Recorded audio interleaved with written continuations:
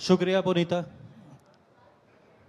पंचायत फरीदाबाद 2025 जिसको लेकर के हम लगातार सुबह से चर्चा करें, अलग अलग मुद्दों को लेकर, ग्रामीण विकास कैसे हो, ग्रामीण क्षेत्रों में कैसे अधिक से अधिक विकास हुआ, क्या क्या सरकार की उपलब्धियां रही, क्या ग्राम पंचायतों के सामने चुनौती रही, विभिन्न मुद्दों को लेकर चर्चा रही। और इस अब अगले सत्र की ओर हम बढ़ रहे हैं और इस सत्र में आज के इस कार्यक्रम के मुख्य अतिथि प्रदेश के कद्दावर नेता, एक अनुभवी नेता जिनका खुद का अगर बात करें तो कृष्णलाल पंवार जी 1991 में पहली बार विधानसभा में पहुंचे, लगातार कई बार विधायक रहे, असम से सिराना से विधायक, देश की सबसे बड़ी पंचायत राज्यसभा के भी सदस्य रह चुके हैं।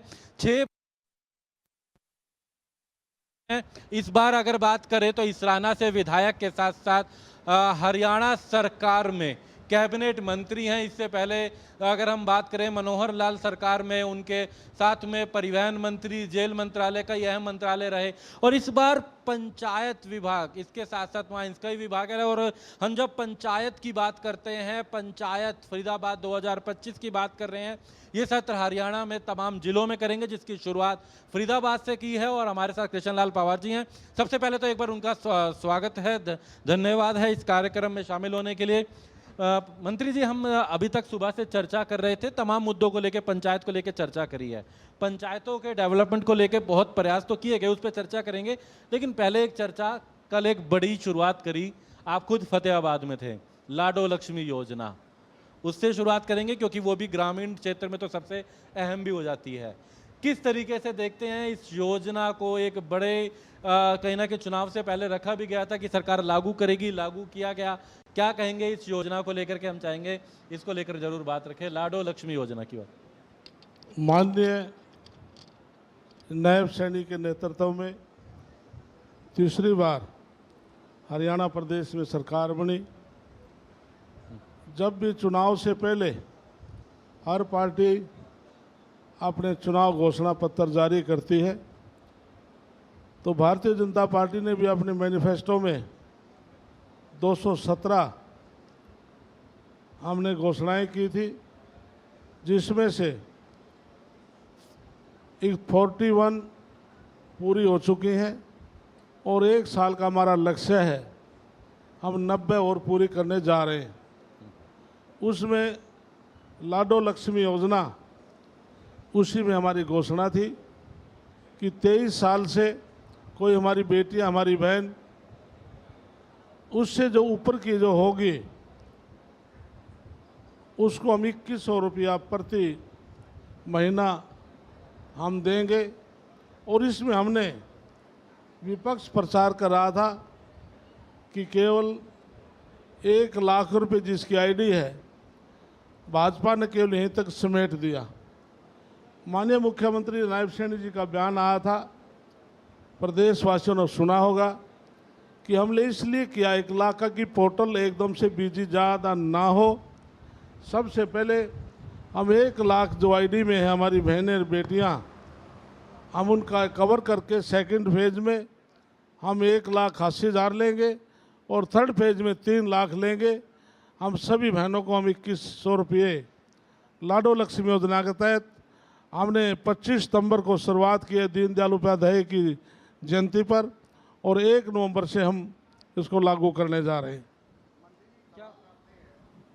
महिला सशक्तिकरण को लेकर, क्योंकि अब ये लाडो लक्ष्मी योजना आपकी तरफ से शुरू भी कर दी गई है, पोर्टल ओपन कर दिया गया है, गांवों में महिलाओं को इससे कितनी बड़ी मदद मिलेगी? हरियाणा प्रदेश में महिलाओं के लिए हमने पूरे, मेरे पास 6225 ग्राम पंचायत है, हमने हर गांव में महिला सांस्कृतिक केंद्र खोलने का हमने फैसला किया है। अब तक हमने 301 का माननीय मुख्यमंत्री से उद्घाटन भी करवा दिया है। हम प्रदेश में सभी पंचायतों में महिला सांस्कृतिक केंद्र खोलेंगे, क्योंकि जो पुरुष वर्ग है किसी पंचायत में सार्वजनिक स्थान पर बैठकर के आपस में बातचीत कर लेते हैं, लेकिन हमारी विशेष तौर से जो ग्रामीण अंचल की महिलाएं हैं वो चौपाल में जाने में हेजिटेट करती थी, इसलिए वो महिला सांस्कृतिक केंद्र खोले हैं, हम पूरे प्रदेश में खोलने जा रहे हैं। इसके अलावा हमने हर गांव के अंदर इंडोर जिम जिसमें हमारी महिलाएं भी जाएंगी और हमारे युवा और पुरुष भी कोई व्यक्ति जाएगा। और हर गांव के अंदर हमने बेटियों के लिए और बच्चों के लिए ई लाइब्रेरी भी हमने खोलने का फैसला किया। और बाकी महिलाओं के लिए हमने पंचायती राज में 50% आरक्षण दिया है। और इसके साथ मैं देश के प्रधानमंत्री नरेंद्र मोदी जी का भी धन्यवाद करता हूं कि 1947 में देश आज़ाद हुआ था, उससे लेके अब तक कोई भी सरकार विधानसभा और लोकसभा में कोई आरक्षण को पारित नहीं कर पाई थी। मैं राज्यसभा में जब था तो प्रधानमंत्री नरेंद्र मोदी जी ने लोकसभा में और विधानसभा में 33% आरक्षण पूरे देश में घोषणा की और दोनों में लोकसभा में और राज्यसभा में दोनों में सर्वसम्मति से बिल को पास कराया। तो 2019 के लोकसभा और विधानसभा के चुनाव होंगे देश में, तो उसमें विधानसभा में 33% और लोकसभा में 33% महिलाओं को आरक्षण मिले। हम देख भी रहे हैं जिस तरह से आप महिला सशक्तिकरण की बात कर रहे हैं कि आपके जो अधिकारी हैं, महिला अधिकारी गाँव में काम करा रही हैं। दो अगर फरीदाबाद का ही उदाहरण लें तो 2 BDPO फरीदाबाद की, वो भी महिला अधिकारी हैं जो सीधा संवाद सरपंचों से और ग्रामीणों से कर रही हैं। जो महिलाएं हैं आज हम उनका सम्मान करते हैं। मैं कह सकता हूं चाहे आर्मी के अंदर भी हमारी इन्फेंट्री में लगा लें, आप हवाई जहाज उड़ाने में लगा लें, या वरिष्ठ IPS IAS IRS या सर्विसेज में बहुत महिलाएं हमारी आगे बढ़ रही हैं। इसलिए हमने हरियाणा प्रदेश में महिलाओं को आगे बढ़ाने के लिए, बहनों को, बेटियों को आगे बढ़ाने के लिए हमने माननीय मनोहर लाल जब मुख्यमंत्री थे उन्होंने तय किया था कि पूरे हरियाणा प्रदेश में हर 20 किलोमीटर के एरिया में गवर्नमेंट गर्ल्स स्कूल होना चाहिए, जिससे कि हमारी महिलाओं को ADC साहब आए हैं, भाई बिठाइए, मानसा बैठी, तो हर 20 किलोमीटर के आज हरियाणा प्रदेश में हमने खोले। पूरे प्रदेश में 80 गवर्नमेंट गर्ल कॉलेज हैं, जिसमें से 30 गवर्नमेंट गर्ल कॉलेज आज हमारे महिलाओं के हैं। एक बात जरूर है, जिस तरीके से हम बात कर रहे थे मंत्री जी का 35 साल से तो विधानसभा का और देश की सबसे बड़ी पंचायत का अनुभव है, क्योंकि 6 बार तो विधानसभा में, 6 बार से, और 1 बार राज्यसभा में रहे देश की सबसे बड़ी पंचायत में, देश की सबसे बड़ी पंचायत के सदस्य थे।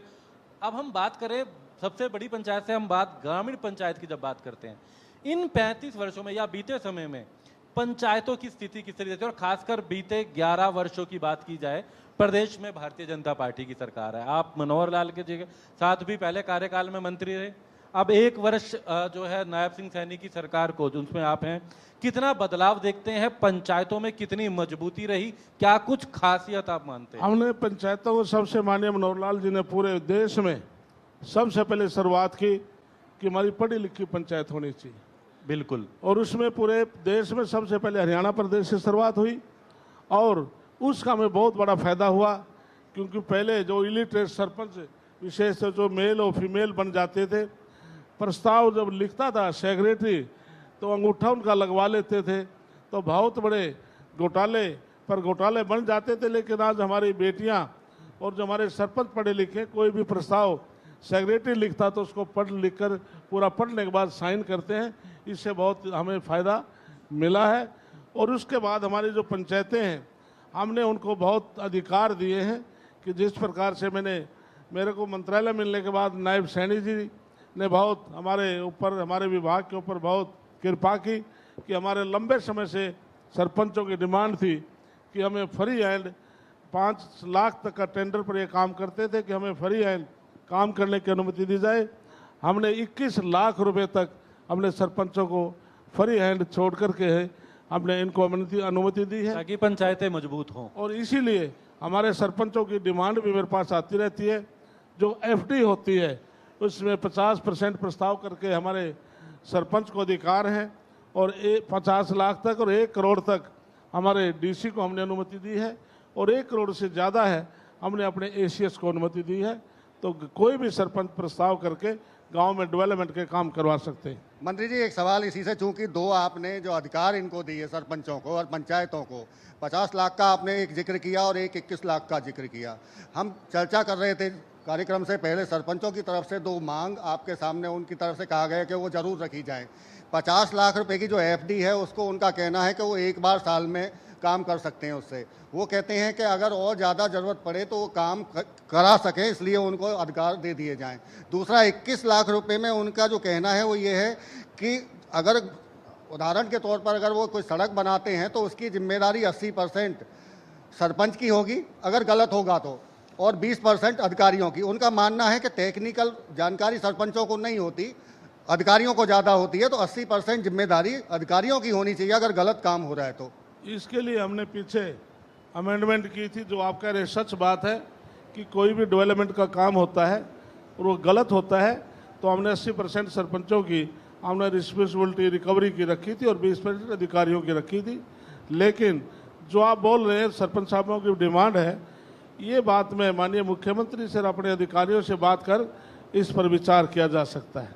50 लाख का भी जिक्र करते हैं मंत्री जी। वो मांग रहे हैं कि 50 लाख दोबारा उससे भी ज़्यादा अगर काम कराना पड़े एफडी तोड़वा के तो उसको भी वो डिमांड है उनकी। इसके लिए एक सरपंच को हमने 50 लाख का दिया है और इसी प्रकार से एडीसी को अधिकार हमने 1 करोड़ का दिया है और एसीएस को हमने 1 करोड़ से ज़्यादा का दिया। ये प्रोसेस है, तो इसलिए इनको 50 लाख से ज़्यादा काम करना है तो अनुमति लेकर के हमारे बीडीपीओ हैं, डीडीपीओ हैं, हमारे एसडीएम साहब हैं, डीएडीसी डीसी हैं, उनसे परमिशन लेकर कर सकते हैं। कोई 50 लाख के बाद कोई उनके ऊपर कोई पाबंदी थोड़ा है कि एक बार केवल 50 लाख का काम कर सकते हैं, उसके बाद दूसरा भी कर सकते हैं। मंत्री जी, ग्रामीण आवास योजना की भी बात करेंगे। ये भी एक कदम सरकार की तरफ से उठाया गया। 100 गज के प्लाट की बात की जा रही थी, किस तरीके से इस योजना को आगे बढ़ा रहे हैं? हरियाणा में क्या स्थिति है ग्रामीण आवास योजना की जो हम बात करें तो? इसमें मैं माननीय मुख्यमंत्री का विशेष तौर से मैं धन्यवाद करता हूं कि हाउसिंग फॉर ऑल ग्राम विकास योजना के तहत हम पूरे प्रदेश के अंदर मकान देने जा रहे हैं। इसमें अभी हमने पीछे फंक्शन किया था जिसमें हम 58 गाँव में 58 ग्राम पंचायतों में 884 हमने मकान दिए और अभी हमने पोर्टल के ऊपर पंजीकरण कराया है जिसमें 1,59,000 अभी मकानों के लिए हमारे गांव से पंजीकरण हुआ है। हम उनको प्लाट देने जा रहे हैं और इसके बाद हम योजना हमने बनाई है कि जो ग्राम पंचायत होगी, जो उनके प्रस्ताव आएंगे, मेरे पर 2,500-3 हज़ार पंचायतों के प्रस्ताव आए कि हमने प्लॉट देने हैं। पहली बात तो अतीत की सरकारों में प्लॉट दिए गए, दिखाए गए, रजिस्ट्री का नाम दिखा को पेपर दे दिया गया, लेकिन नायब सैनी सरकार ने हमने फैसला किया है कि हम पूरे हरियाणा प्रदेश में जो 100 गज के प्लाट हैं उनकी रजिस्ट्री नहीं तो रजिस्ट्री कराएंगे और उनका कब्जा दिलाएंगे और हमने सैकड़ों गांव के अंदर ऐसा किया भी है। लेकिन आगे की जो हमने किया कि गांव के अंदर जैसे एक नॉर्मल गांव है उसमें केवल 100 गज का मकान प्लाट मिलेगा। जो महाग्राम है जिसकी पॉपुलेशन 10,000 से ज़्यादा है उसमें 50 गज का मिलेगा और शहरों में 30 गज का मिलेगा और 2.5 लाख रुपए केंद्र की तरफ से आकर के मकान बना लिया जाएगा। इसलिए हमारी योजना है कि माननीय देश के प्रधानमंत्री नरेंद्र मोदी ने कहा था कि 2024 तक देश में कोई ऐसा व्यक्ति नहीं बचेगा जिसके सर के ऊपर पक्की छत ना हो। तो पूरे देश में अब से पहले 4 करोड़ मकान बनाकर गरीब आदमियों को दे दिए गए। एक और बड़ी चर्चा हो रही थी आपके, जिस तरह से आपने इनको छूट दी है 500 गज तक के जो प्लॉट हैं, जो कब्जा है, अवैध कब्जा था 20 साल पुराना, उनको भी बड़ी राहत और कोर्ट केस जो चल रहे थे उसमें भी बड़ी राहत मिलने जा रही है लोगों को। इसको लेकर किस तरह से प्लानिंग है? इसके लिए मैं नायब सैनी मुख्यमंत्री का विशेष तौर से मैं धन्यवाद करता हूं। पंचायत डेवलपमेंट मेरे पास डिपार्टमेंट है। जब पीछे विधानसभा का सेशन था तो कुछ गरीब आदमियों की समय समय पर मुख्यमंत्री से भी मिलते रहते थे, मुझे भी मिलते रहते थे कि कोई भी सरपंच पुराना है या नया पुराना शिकायत करता था, नया आ गया कि आपने मेरी वोट नहीं दी, तेरा मकान तोड़ दिया जाएगा। तो मैं विधानसभा बिल खुद मैं ही पेश किया था कि 2004 जो 20 वर्ष पूर्व गलती से किसी व्यक्ति ने ग्राम पंचायत की ज़मीन में मकान बना लिया, बशर्ते वो तालाब में ना हो, फिरनी में ना आता हो और कृषि भूमि पर ना हो, हम उसको कलेक्टर रेट पर के उसको मालिकाना हक देंगे 500 गज तक। हमने ये विधानसभा बिल मैंने पेश किया था। इतना ही नहीं, हमारे जो किसान भाई हैं उनका भी हमने एक बिल पेश मैंने किया था कि 1952-53 में कुछ किसान 2000 ऐसे किसान थे जिन्होंने ग्राम पंचायत की ज़मीन लीज पर ली 20 साल के लिए, लेकिन 20 साल के बाद जब सरकार ने कहा कि आप छोड़िए, उन्होंने छोड़ी नहीं। वो हाई कोर्ट में गए, सुप्रीम कोर्ट में, वहाँ से भी हार गए। वो माननीय मुख्यमंत्री के पास आए। माननीय मुख्यमंत्री नायब साहनी इतने उदारता वाले मुख्यमंत्री हैं, उन्होंने मुझे कहा कि पवार साहब विभाग से चर्चा करके एक बिल लेकर आए, किन किसानों को हम मालकाना हक देना चाहते हैं। तो 2000 किसान 4500 एकड़ को कुरुक्षेत्र और कैथल के लोग थे, हमने उनको भी हमने मालकाना हक देने के लिए कलेक्ट्रेट पर उनको जमीन दे दी।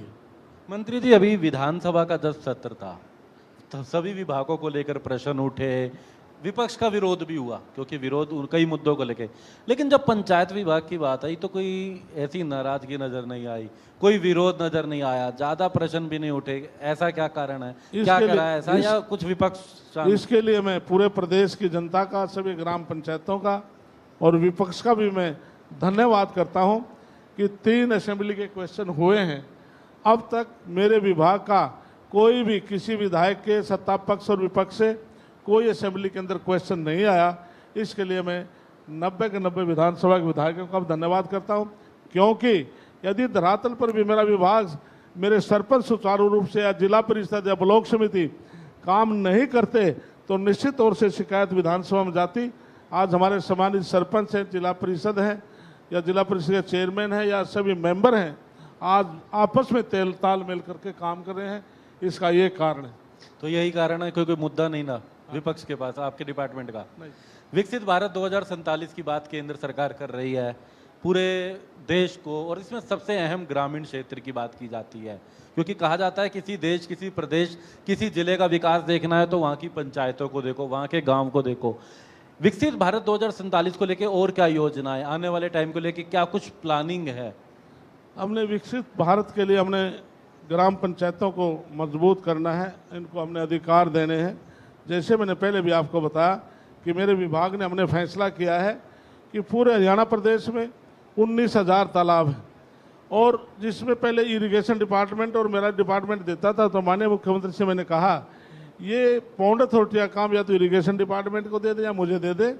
तो माननीय मुख्यमंत्री जी ने ये पौंड अथॉरिटी मुझे दी गई है, तो 19,000 तालाब पूरे प्रदेश में है, और जिसमें अर्बन और लोकल में है, तो ज़्यादातर ये देहात के अंदर तालाब हैं, और जिसमें से 6,000 तालाब ऐसे हैं जो सिल्ट से भरे हुए हैं।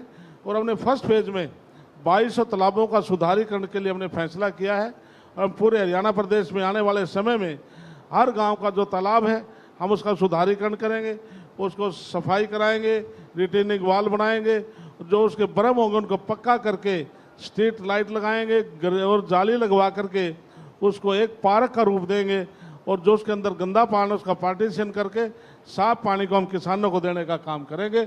इस प्रकार से और पूरे प्रदेश में जो हमारे शमशान घाट हैं, कब्रिस्तान है, हम उनकी 4 दीवारी कराएंगे, उनके रास्ते पक्के करेंगे, शेड बनाएंगे, और पीने का पानी का प्रबंध हमारी ग्राम पंचायत करेगी।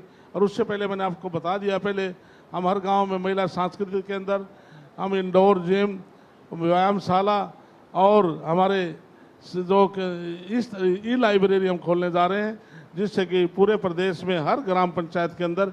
और इसके अलावा एक मेन काम और आपकी जानकारी के देता हूं कि हम जो गांव है, गांव की फिरनी को पक्का करके हम स्ट्रीट लाइट लगाएंगे, और वो स्ट्रीट लाइट बिजली पंचायत विभाग को बिल नहीं भरना पड़ेगा। जो पंचायत विभाग को जो पावर डिपार्टमेंट का एसेस आता है, उसमें से डिपार्टमेंट अपना बिल काट के बाकी पंचायत को दे देगा। हमने 341 गांव के अंदर हमने अभी फिरनी पक्की करके स्ट्रीट लाइट लगाई है, जिससे सुरक्षा की दृष्टि से ये हमारी पंचायतों को उसका लाभ मिलेगा। मंत्री जी, चूंकि गाँव को आप आत्मनिर्भर बनाने की तरफ आगे बढ़ रहे हैं कि आत्मनिर्भर गाँव हों, पंचायतें आत्मनिर्भर हों, और आज हम आपके माध्यम से उन ऐसी पंचायतों को सम्मानित भी करेंगे जिन्होंने बेहतर काम किया है। चूंकि अब 100 पंचायतें फरीदाबाद की, 100 के करीब यहाँ सरपंच भी हैं, और इनकी एक एसोसिएशन भी है, सरपंच एसोसिएशन। उनके प्रधान हैं आपके पड़ोसी गाँव यहीं जहाँ हम कार्यक्रम कर रहे हैं, सूरजपाल जी, वो कुछ कहना चाह रहे हैं आपको। मंत्री जी नमस्कार। नमस्कार। सबसे पहले तो हमारे इलाके में आप आए हो, आपका हम तहे दिल से बहुत बहुत स्वागत करते हैं, धन्यवाद करते हैं। धन्यवाद धन्यवाद। और मंत्री जी सच बात तो ये है कि आपके बारे में हमने सुना था, लेकिन आज अपनी आंखों से अपने सामने देख लिया है कि 7 बार कोई मेंबर सरपंच भी नहीं बन पाता जो आपने विधानसभा में रहे हो और राज्यसभा में रहे हो। और ये भी सच बात है कि विपक्ष में मतलब जो विधानसभा में जो क्वेश्चन लगे आप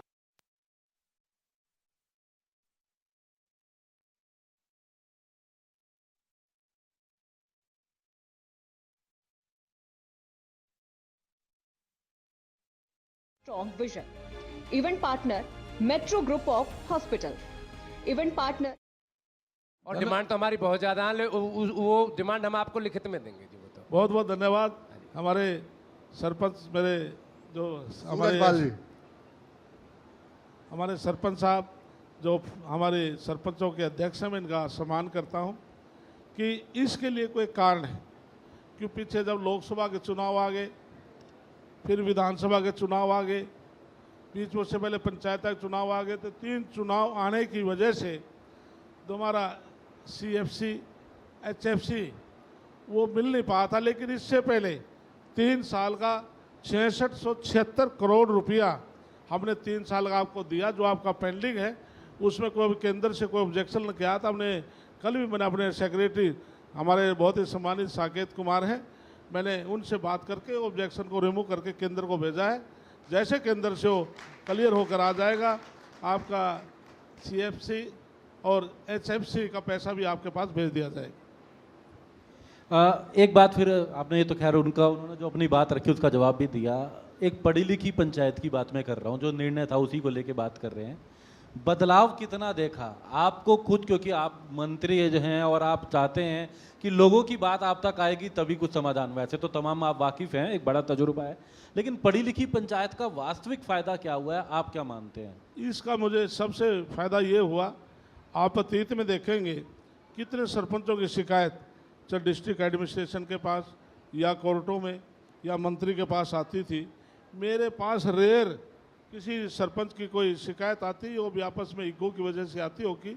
लेकिन मैं धन्यवाद करता हूँ पूरे प्रदेश के सरपंच का, हमारे भाइयों का और बहनों का, जो सही ढंग से पंचायतें काम कर रही हैं। इसलिए पूरे प्रदेश में आज पंचायती राज बहुत आगे बढ़ रहा है। और जिला परिषद और ब्लॉक समिति और सरपंचों का आपस में, क्योंकि काम का इनका बंटवारा में अलग अलग से हेड बनाए गए थे, लेकिन जब मैंने ये महसूस किया अब जो जिला परिषद, ब्लॉक समिति और सरपंच ये मिलकर काम कर सकते हैं। पहला इनका अलग अलग से इनके काम करने का क्राइटेरिया था, मैंने सारा ख़त्म करके कॉमन कर दिया। जिला परिषद वाला गांव के अंदर काम करा सकता है, ब्लॉक समिति वाला करा सकता है। वो तीनों हमारी जो एजेंसी है, जो हमारे संस्थाएं हैं, चाहे जिला परिषद, ब्लॉक समिति या सरपंच है, तीनों मिलकर काम कर सकते हैं। पहले ऐसा नहीं था, इसलिए पहले काम की इसलिए ब्रेक कम थी। आज गांव की काम की कार्य स्पीड इसलिए बढ़ी है, मैंने सबको कॉमन कर दिया।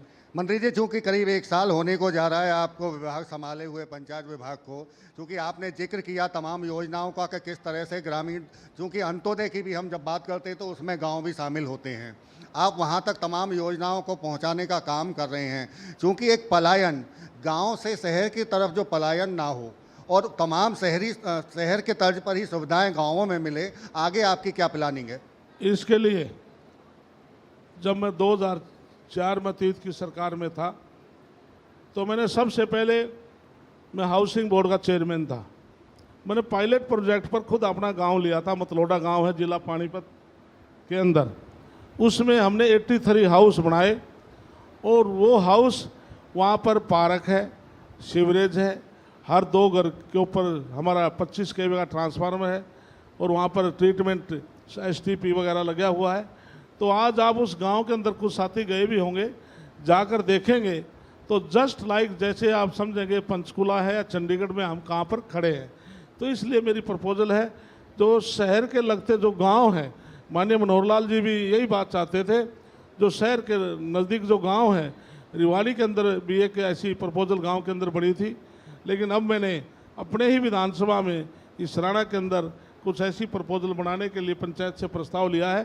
और मैं कोशिश करूंगा कि पूरे हरियाणा प्रदेश से जो शहर के नज़दीक जो बड़े गांव हैं, उनमें इस प्रकार की, जैसे मैंने अपने गांव से शुरुआत की थी और वो 100% कामयाब है, तो बड़े बड़े गांव जो शहर के नज़दीक हैं, तो तो इसी प्रकार की सुख सुविधाएं दी जाए जो शहर में मिलती है।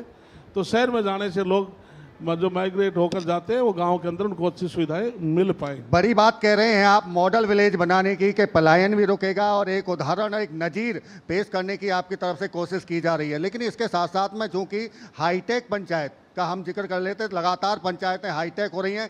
जिस ग्राम सचिवालय में हम ये कार्यक्रम कर रहे हैं पूरी तरह से हमने देखा हाईटेक है।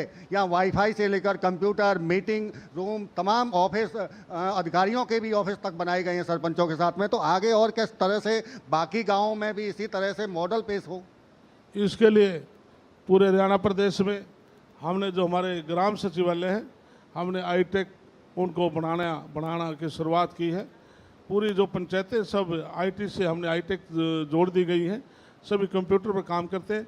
लेकिन जिन गांव के अंदर ग्राम पंचायत नहीं है, अभी मैंने 125 करोड़ की लागत से हमने 509 गांव के अंदर मैंने अभी 25-25 लाख डायरेक्ट सरपंचों के खाते में भेजने की हमारी योजना है।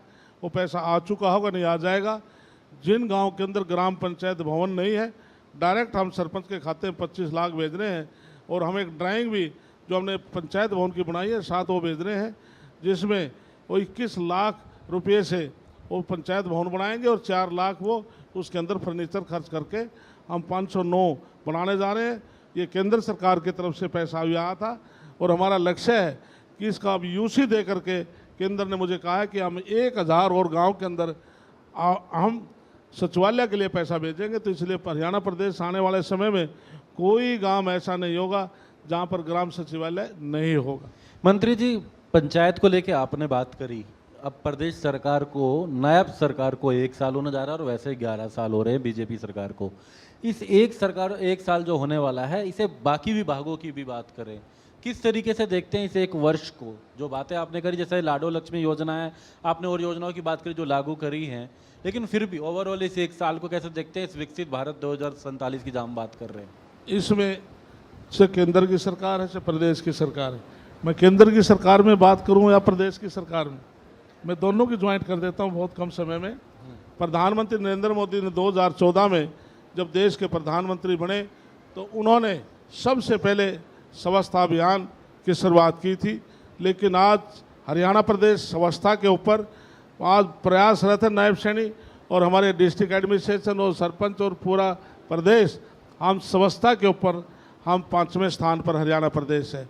दूसरा, प्रधानमंत्री नरेंद्र मोदी जी ने पूरे देश में जो हमारी माताएं बहनें थी, जब वो शौच के लिए जाती थी, हाथ में लोटा पानी का होता था कि सड़क के किनारे बैठती, पुरुष आम सबको हम गुजरते तो हमें भी शर्म आती थी।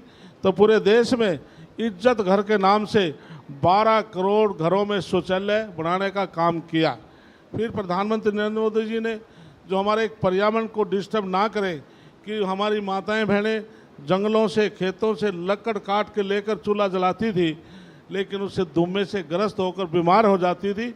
उसके लिए हमने पूरे देश में एलपीजी गैस कनेक्शन दिए। और हरियाणा प्रदेश में नायब सैनी जी ने जो बीपीएल परिवार हैं 500 रुपये का हमने गरीब आदमी को गैस सिलेंडर देने का काम किया। इसी प्रकार से हमने, क्योंकि जो व्यक्ति है उसको पीने के लिए स्वच्छ पानी चाहिए, तो प्रधानमंत्री नरेंद्र मोदी जी ने पूरे देश में 11.5 करोड़ घरों में नल से जल का शुद्ध पानी भेजने का काम किया। और हमने हरियाणा प्रदेश में भी आज कोई ऐसा गांव नहीं है जिसमें नल से जल से शुद्ध पानी नहीं जा रहा है। लेकिन जिस तरह से मंत्री जी आपने केंद्र सरकार की भी योजनाओं को इसमें जोड़ा और आप गिनवा भी रहे हैं प्रदेश सरकार की योजनाओं के साथ साथ में, लेकिन विपक्ष इतना काम जब आप कर रहे हैं तो खुश क्यों नहीं दिखाई देता है? रोजगार को लेकर भूपेंद्र सिंह हुड्डा सवाल उठाते हैं, क्राइम में नंबर 1 वो बताते हैं हरियाणा को। बीपीएल का आपने जिक्र किया, वो कहते हैं पहले जोड़ दिए गए बीपीएल में और काट दिए गए। वोट लेने के लिए आपने वोट चोरी से उस मुद्दे को भी वो जोड़ रहे हैं। आपने 3 सवाल मुझे किए हैं। रोजगार, भूपेंद्र सिंह हुड्डा ने 10 साल तक प्रदेश में राज किया। ये सरकारी आंकड़े हैं। 86,000 नौकरियां भूपेंद्र सिंह हुड्डा ने लगाई और पर्ची और खर्ची से लगाई।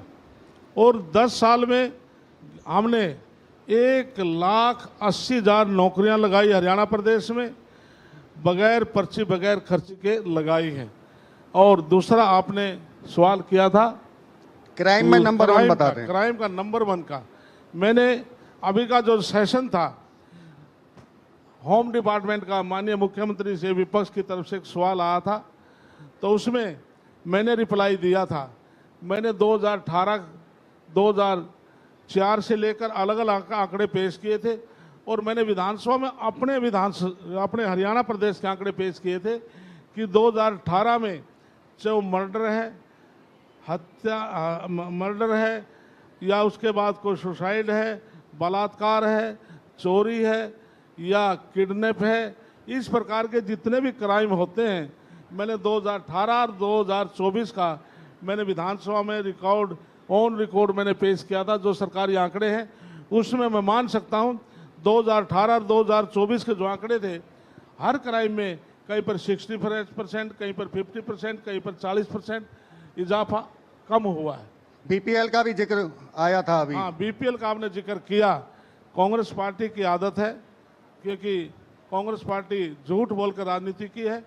बीपीएल एक ऐसी चीज़ है, हम कहते हैं कि बीपीएल ये के अंदर जो हमारे अधिकार जो दिया गया है, गरीब आदमी को बीपीएल में मिले, उनको सबको अधिकार मिले। लेकिन देश के प्रधानमंत्री नरेंद्र मोदी जी ने इस 11 साल में 41 करोड़ परिवारों को बीपीएल से बाहर निकाला है। ये जो उनके परिवार में या तो कोई रोजगार लगा है या उनको कोई रोजगार के साधन बढ़ाए हैं। इसी प्रकार से हरियाणा प्रदेश के अंदर भी जब चुनाव से पहले जब बीपीएल की बात आई तो हमारे नायब सैनी जी और माननीय मनोहर लाल जी ने सभी को एक बात कही थी, आप सेल्फ, क्योंकि इसके अंदर कोई एडीसी के पास जाते हैं, हमारे कमेटी बनी हुई है, रिपोर्ट होके बहुत समय लगता था। हमने कहा था कि आप डायरेक्ट सेल्फ डिक्लेयर कर दे, एफिडेविट देकर कि मेरे परिवार की ये आईडी में ये मेरे परिवार की इनकम है। तो लोगों ने ज़्यादा भर दी। जब उसका सर्वे हुआ, जो एक्चुअल लोग पाए गए, तो उसमें हमने उनको दिया। लगभग मैं मान सकता हूँ 7-8 लाख से ज़्यादा ऐसे पात्र थे जो सही पाए गए, और उससे ज़्यादा पात्र ऐसे जो गलत थे उनको काट दिया गया था। आज की नायब सैनिक सरकार हम गरीब आदमी के बिल्कुल पक्ष में है। जो पात्र लोग हैं, हमने फिर उनको दोबारा से कहा कि आप दोबारा से अप्लाई कर सकते हैं, पात्र लोग एक नहीं बचेगा।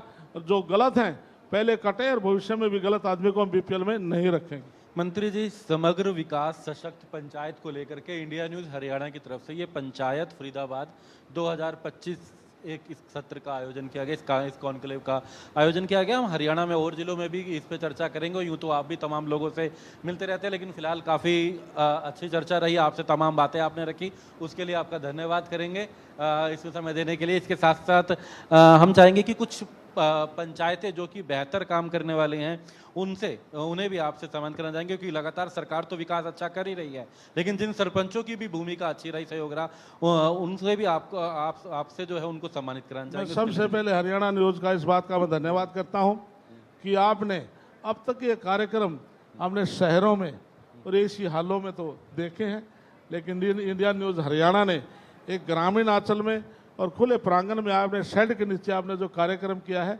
तो मैं इंडिया न्यूज़ हरियाणा को इसके लिए मैं अप्रिशिएट करता हूं कि आम जनता तक आप पहुंच करके आपने पूरे प्रदेश में ये दिखाया कि हमारा चैनल, हम धरातल तक जा करके हम ग्रामीण आंचल में बीच में बैठ करके हम जनमानस की बात कर सकते हैं। आप सबका धन्यवाद। और मैं दोबारा फिर पूरे प्रदेश की सभी ग्राम पंचायतों का, जिला परिषद का और ब्लॉक समिति के सभी चेयरपर्सन का और उनके सदस्यों का धन्यवाद करता हूँ। और मैं विश्वास दिलाता हूँ कि आपको किसी प्रकार की कठिनाई भविष्य में भी नहीं आने दी जाएगी। जो आपकी जो समस्याएं हैं लगभग मैं अच्छी प्रकार से समझता हूँ, उनको समय समय पर पूरा कर दिया जाएगा। धन्यवाद आप सभी का। भारत माता की जय। एडीसी साहब, शुक्रिया आप भी मंत्री अगर जी। मंच पे आ जाइए, हम चाहेंगे। एडिशनल डिप्टी कमिश्नर फरीदाबाद आइए मंच पे। श्री कृष्णलाल पवार जी, और अब हम आगे बढ़ते हैं और अब उस क्षण का इंतजार है जिसका हम सभी को बेसब्री से इंतजार था, यानी कि आज के इस गरिमाई अवसर पर हम ग्राम पंचायतों के स्तंभों को सम्मानित करने जा रहे हैं, जो कि गांव की नब्ज को पहचानते हैं, जो हर चौपाल, गलियों और खेतों की आवाज को प्रशासन तक पहुंचाते हैं। तो चलिए शुरुआत करते हैं। सबसे पहले मैं मंच पर बुलाना चाहूंगी ग्राम पंचायत। बीच में आपको रोकना, डीडीपीओ साहब प्रदीप कुमार जी और सीईओ शिखा अंतिल भी आप मंच पे आ जाएं। जी कंटिन्यू। तो चलिए, ग्राम पंचायत कावरा से सरपंच श्री कृष्ण दीक्षित जी को मैं मंच पर बुलाना चाहूंगी। सामाजिक समरसता उत्कृष्ट कार्य के लिए उन्हें आज सम्मानित किया जा रहा है। गांव कावरा कला तथा गांव कावरा खुर्द के बीच आपसी भाईचारा और सहयोग की मिसाइल कायम करते हुए लंबे समय से लंबित समस्या का समाधान आपसी बातचीत और समझौते से इन्होंने किया। एक गांव का गंदा पानी दूसरे गांव से निकालने संबंधी मुद्दों जो पिछली 2 योजनाओं से अटका हुआ था, उसे निपटाया गया है। तो जोरदार तालियां उनके उत्कृष्ट कार्य के लिए। अब आगे बढ़ते हैं। मैं मंच पर आमंत्रित करूंगी कबूलपुर बागर के सरपंच श्री जगत सिंह। स्वस्थ पंचायत के लिए उन्होंने उत्कृष्ट कार्य किया है और इसलिए आज उन्हें सम्मानित किया जा रहा है। गांव में जनहित और विकास को ध्यान में रखते हुए कई महत्वपूर्ण कार्य किए हैं। शमशान घाट का सौंदर्यीकरण हो, स्वच्छता हो या फिर सम्मानजनक वातावरण उपलब्ध कराया है और समय समय पर सफाई अभियान और मच्छरों से बचाव के लिए उन्होंने कई काम किए हैं। जोरदार तालियां। अरुआ से मुकेश सिंह सरपंच जो हैं वो भी उनसे चाहेंगे मंच पर आए। जल्द अगर बात करें तो बाढ़ रहा तो ऐसे कई कार्यों में बेहतर कार्य रहा। और सबसे बड़ी बात, जिस गांव में आज एक कार्यक्रम का आयोजन किया जा रहा है, अरुआ और इनका विशेष सहयोग भी रहा इस पूरे कार्यक्रम को आगे बढ़ाने के लिए। और उनके बाद हम चाहेंगे चांदपुर से गांव से सूरजपाल सरपंच जो हैं वो भी मंच पर आए जल संरक्षण में बेहतर योग के लिए। चांदपुर से सूरजपाल जी। बिल्कुल। और आगे बढ़ते हुए हम बदरौला से सरपंच मनीषा को भी बुलाना चाहेंगे। आप मंच पर आएं। नशा मुक्त को लेकर उन्होंने उत्कृष्ट कार्य किया है और आज उन्हें उनके कामों के लिए सम्मानित किया जा रहा है। एक बार फिर से मंच पर मनीषा को मैं बुलाना चाहूंगी। मनीषा जी, आप मंच पर आएं। ग्राम सचिव अख्तर भी आ जाए मंच पे। आप भी आ जाइए। बोल दीजिए एक बार। और इसी के साथ जसाना की अगर बात करें, जसाना गांव से श्रीमती अंजलि जो सरपंच हैं, हम चाहेंगे वो भी मंच पर आएं। अंजलि जी मंच पर आएं। खेड़ी गुजरान गांव से श्रीमती सुशीला जो सरपंच हैं, मंच पर आइए। पर्यावरण हितैषी पंचायत, ये कहीं ना कहीं पर्यावरण को लेकर के, पर्यावरण सशक्तिकरण को लेकर के बेहतर इनका सहयोग रहा। इसी के बाद हम चाहेंगे टीकरी खेड़ा गांव से श्री नासिर हैं, नासिर सरपंच, वो भी मंच पर आए। श्रेष्ठ लिंगानुपात एक सरकार की भी योजना, काफ़ी प्रयास और उसमें सहयोग जो है, अगर बात करें टीकरी खेड़ा गांव का, नासिर जो है सरपंच वो मंच पर हैं। उनके बाद अगर बात करें बहादुर से रविंदर बांकुरा जो सरपंच हैं, हम चाहेंगे वो मंच पर आए। उन्हीं के साथ ही फतेहपुर बिल्लोच गांव श्रीमती सरोज बाला, वो चर्चा में भी शामिल थी और काफ़ी अच्छी बात उन्होंने अपने ग्रामीण विकास को लेकर के यहाँ पर रखी थी। श्रीमती सरोज बाला जो सरपंच है फतेहपुर बिल्लोच से, उनके सरोज जी है जो हैं, सरोज सैनी मंच पर आए। उसके साथ साथ सिकरोना गांव, यहाँ से श्रीमती शीतला देवी जी, उनकी तरफ से ग्राम पंचायत की तरफ से, सिकरोना की तरफ से मंच पर आए। और साथ ही शीलता देवी है ना,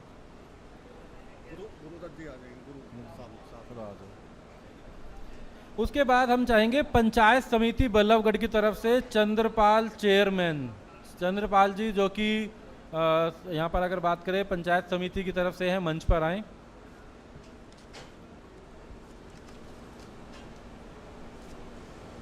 और साथ ही साथ क्योंकि अगर हम बात करें ग्राम पंचायत बदरौला से अगर कोई आए, क्योंकि नशा मुक्त पंचायत, क्योंकि एक लगातार मुहिम है, अगर बात करें यहाँ पर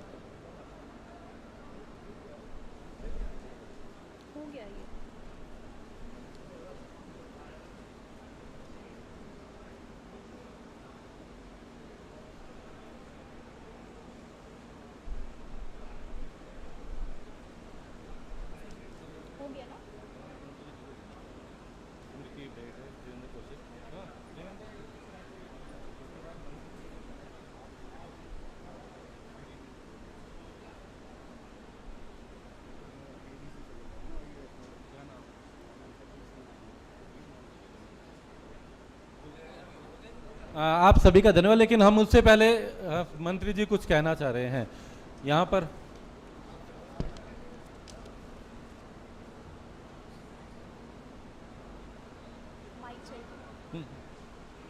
मंत्री जी कुछ कहना चाह रहे हैं, जरूर अपनी बात रखें। मैं हरियाणा न्यूज़ की अनुमति से, सॉरी, इंडिया न्यूज़ हरियाणा की अनुमति से मैं पूरे प्रदेश के सरपंच, जिला परिषद, ब्लॉक समिति के प्रतिनिधियों से कहना चाहूँगा कि खेत खलियान जो मेरे विभाग करता है, 3 क्रम के जो खेतों के रास्ते हैं या 4 क्रम के रास्ते हैं, तो आप प्रस्ताव करके सीओ जिला परिषद को दे सकते हैं। हम लगातार काम कर रहे हैं। हमने अभी जैसे 17 सितंबर को प्रधानमंत्री नरेंद्र मोदी जी की जयंती पर हमने 101 खेत खलियान के रास्तों को हमने उद्घाटन कराया था। तो इसलिए मैं जानकारी में बताता हूं कि हमारे किसान भाइयों को किसी प्रकार की दिक्कत ना हो, वो रास्ते मेरा विभाग करेगा। धन्यवाद।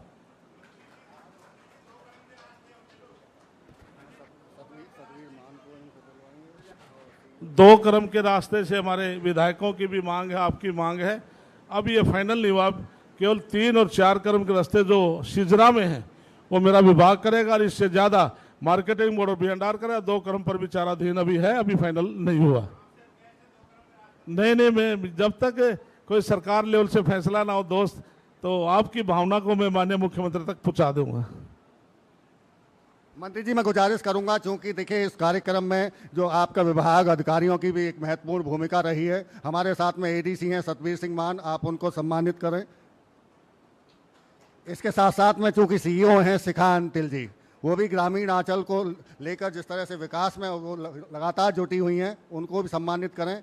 और डीडीपीओ प्रदीप कुमार जी,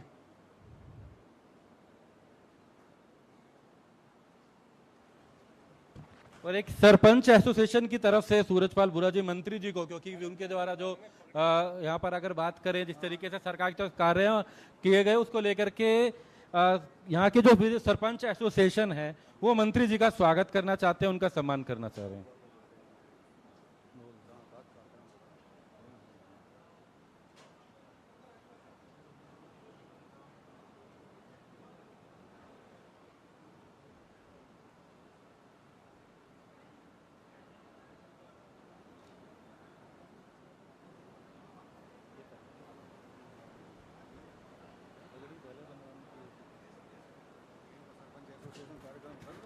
ये सरपंच एसोसिएशन की तरफ से मंत्री जी का सम्मान किया जा रहा है पगड़ी पहना करके।